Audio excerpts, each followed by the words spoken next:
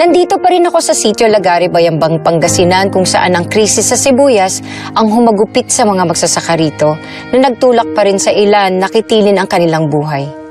Pag-uusapan natin ng masinsinan ang kanilang pinagdaraanan. Maging si Joey na spokesperson ng mga magsasaka ng sitio Lagari ay hindi rin nakaligtas sa hugupit ng mga problemang ito.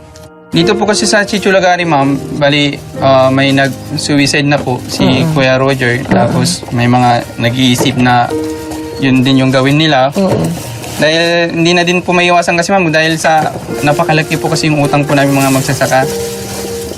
Siyempre, kunwari po, utang po kami sa bangko, may interest din po. Tapos utang po kami sa agri-supply, may interest din po. Tapos ganito pa po yung nangyayari, nalulugi. Kagaya ko po ngayon, ma'am, bali nagkautang ako sa bangko, mayroon pa akong utang sa agri-supply. So yun po yung iniisip ko po ngayon na babayaran na naman dahil nalugi po ako ngayong taon sa sibuyas po, ma'am. Kaya nakikita ko din po yung mga pamilya po dito na nahihirapan din po kapag nababaon po sa utang. Yung parents ko po noon magsasaka na po. Tapos umutang din po sila. So yung nararanasan po nila noon, nararanasan ko rin ngayon. Dagdag pa sa kalbaryo ng mga sitio Lagari ang pagde-deliver ng kanilang mga inaning sibuyas mula bukid hanggang sa palengke o merkado. Dahil sa napakalayo ng sitio Lagari sa Maynila, kadalasan sila ay nabubulukan ng mga aning sibuyas. Ito ay dahil sa problema sa transportasyon at kakulangan sa imbakan o storage. Higit sa pagkalugi ng mga magsasaka dahil sa maraming pagsubok sa anihan ng sibuyas, mas nakakaalarma ang unti-unting pagkawala ng kanilang pag-asa na sila ay makaahon sa hirap. Matanda na ako, hindi ko na kayang masyadong mabuting pupunta sa bukid. Marami kaming farmers na yung iba nagpapakamatay na, ilang taon na, bali 8 na daw. Kailan kaya sila makakatikim ng ginhawa mula sa biyaya ng lupang kanilang sinasaka? Hindi ako nawawala ng pag-asa. Siguro may kapal, Panginoon, at tulungan kaming mga magsasaka. Sana matulungan ako at dinggin ang aking panalangin sa may Panginoong Diyos na makabayad ako ng utang ko at saka may pangbuhay na sa mga anak. Upang mabuhay ng matiwasay at masaya kasama ang kanilang mga pamilya tungo sa kinabukasan naghihintay sa kanila. Sa Panginoon, sana po bigyan niyo pa kami ng pag-asa na pagtatanim namin. Siyempre, itong taon na ito nagka-aberya yung nagkasakit mga sibuyas namin. Basta kumakain araw-araw, okay na po sa akin. Kabayad lang ng mga utang. Yun lang inihiling ko po. Panginoon. Tunay na nakakadurog ng puso na dahil sa kahirapan at desperasyon sa sitwasyon, ang kanilang naiisip na solusyon ay ang pagkitil ng sarili nilang buhay. Hindi natin masisisi ang kakulangan sa edukasyon o diskarte sapagkat ang pagsasaka, ang pagsisibuyas, ang kanilang nakagisnan na pagkukuhanan na ikabubuhay. Kasamang Jelly, balik muna tayo sa'yo. Maraming salamat, Shay, sa pag-update sa amin sa nangyayari dyan sa Sitio Lagari, Pangasinan. Para samahan kami ni Manoy Wilbert at resident expert sa particular na diskusyon na ito, nandito si Christine Rowena C. Plantilla of the Federation of People's Sustainable Development Cooperative. Problema nila, gaano ba talaga kahirap para sa isang magsisibuyas ang umani tapos hindi mapakinabangan ng kanilang inani? Ang problema rin kasi sa mga magsasaka, sila yung namumuhunan at sila rin yung nakataya sa lahat ng sakuna. Kung wala silang ani, sila ang malulugi. They're the first step in what I call the supply chain. Sila yung unang-una.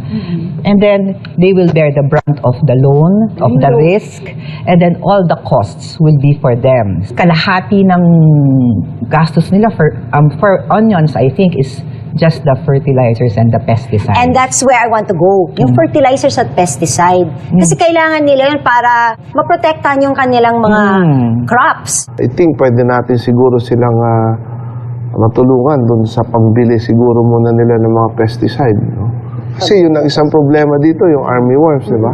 Then pagkatapos, saan dadalhin? Pwede siguro natin silang tulungan o bilhin natin yung sibuyas, dalhin natin kung saan lugar natin itong ibebenta. No? Tama yun, no? I agree. Dapat may short-term and long-term interventions, no? Doon sa short-term, para sa mga magsasaka dito sa Pangasinan, tingin ko importante na i-organize sila, siguro sa pamamagitan ng isang association or cooperative, ganyan, para mas may support system. Pagdating dun sa utang, medyo mahirap yan. Kanina nabanggit, 1.6 million, Yes, no? hindi biro yung mga utang nila. Correct. Tingin ko, may solusyon dyan. Pag kinausap mo yung bangko or what, meron naman restructuring na ginagawa yung mga yan. Unang-una, okay, gusto natin sila mag-organize. Okay? Meron pang ang consolidation na sinasabi, no? Magsama-sama para isang malaking Tama. kooperatiba. Okay. Ang issue niyan is, number one, pagkatapos na ma-form, ang lagi kong sinasabi dyan, hindi lang dapat na hanggang dun sa pag-form lang. No? Pagkatapos Kailangan ng ano natin silang turuan ng financial literacy. Kasi yan ang unang-una. Diyan nagkakaaway-away. Pag na-form na, pagdating Kailangan sa paghawak maintindihan ng nila. pera, okay? Kasi pag hindi mo naturuan dyan, pag dinala mo sa bangko, sa mga ahensya ng gobyerno, 1 kilometro naman yung mga requirements na hinihingi mo. Pagpasok pa lang ng isang cooperative, ng isang farmers group dyan, ang hinihingi na agad, bigyan mo nga ako ng business plan nyo for the next 5 years. Sino ang gagawa nun? Yeah. So these are the issues actually. No? Yes. But again, ang kailangan natin tingnan kasi at paano natin matutulungan muna itong grupo na to. Yes. I think every government, every administration has tried to help farmers. No? Kasi alam naman natin na importante yung food security. No? Palagi may batas, palagi may budget, may balak din. Yung follow-through yung wala eh. Ang daming programa. If you look, you go to the DA, there are loan programs, there are agri-programs. Diyan po pumapasok din yung parang principle ng one big brother helping another small brother, no? Sa kooperatiba po kasi may ganong prinsipyo. Yung big brother, tinutulungan niya yung mas maliit na brother or sister. Maliban pa sa mga problemang na-mention natin, tumataas ang rate ng pagpapakamatay. Nawawalan sila ng pag-asa dahil sa kanilang mga utang. Paano natin sila, pwede bang may assistance din ng mental health? I mean, what do you think, Manoy? Kasi Ang unang-una dapat dyan actually, no, maramdaman lang nila that somebody is yung nag-e-emphasize sa kanila. Like tayo. Kasi sa lahat ito, yung nakita ko kanina, ang pakiramdam mga to, pinabayaan na sila dyan. tama. Pero most important, Sector. I would agree. That's na the it's irony one of the it. most No? neglected Yung irony is, sila yung government. nagpapakain, sila yung nagtatrabaho para may makain, but sila yung pinaka-neglected actually. Yung pinaka-neglected. I've been trying to look at all of this, kaya lang, yun na nga, no? Pero sabi ko nga, importante may magsimula. Kaya sinisimula natin ito. Talagang tinitingnan natin.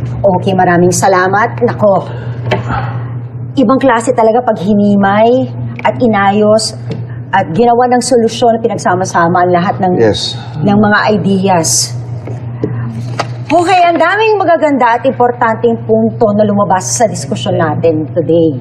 Sa aming pagbabalik, ang mga trahedya naman sa mga dalampasigan ng Orani Bataan ang ating haharapin.